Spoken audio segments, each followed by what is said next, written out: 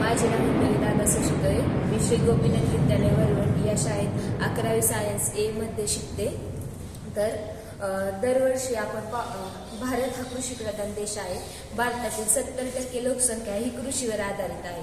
भारतातील प्रत्येक दिवशी 30 ते 40 शेतकरी इलेक्ट्रिक शॉक लागून आपला प्राण गमावतात.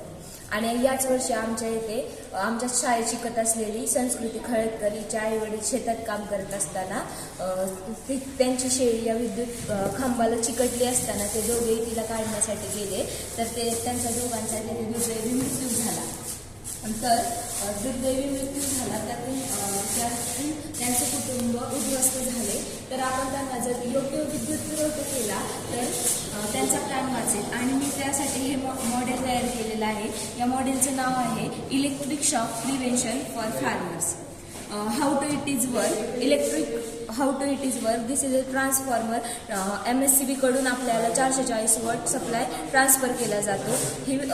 आणि ट्रान्सफॉर्मर आपल्याला 230 मध्ये कन्वर्ट 440 वॉटचं कन्व्हर्शन 230 मध्ये करतो आणि आपल्या LT लाईनला सप्लाय करतो.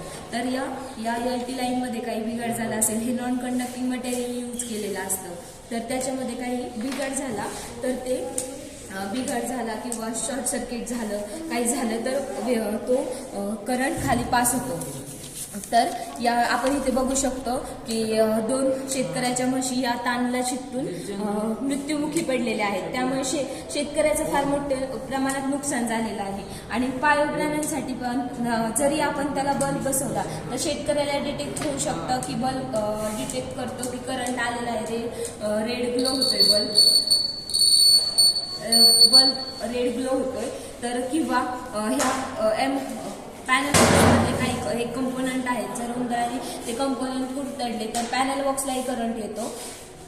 तर पॅनल बॉक्सला करंट आला तर त्याच्यामुळे शेतकऱ्याचा जीव जातो. तो जीव नाही गेला पाहिजे. त्यामुळे बजर आणि बल्ब बसवलेला आहे तो डिटेक्ट करतो की बल्ब लागल्यावरती शेतकऱ्याला कळलं पाहिजे की पॅनल बॉक्सला करंट आलेला आहे.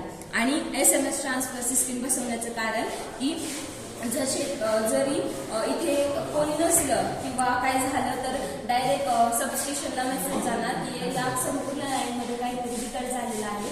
तर त्यांनी लगेच तो सप्लाय कट केला पाहिजे आणि याच्या रेग्युलर इन्स्पेक्शन झालं पाहिजे. तर हे मॉडेल तयार केलेलं आहे. शेतकरी वाचला तरच देश वाचेल. आपण अर्थशास्त्रज्ञ म्हणतात व्यापारी लोकांमुळे देश चालतो. पण आपल्याला लॉकडाऊनमुळे आपल्याला कळलं की शेतात नांगर चालतो तेव्हाच देश चालतो. त्यामुळे शेतकरी जगला तर किती इम्पॉर्टंट आहे हे आपल्याला कळतं. त्यामुळे मी हे मॉडेल तयार केलेलं आहे.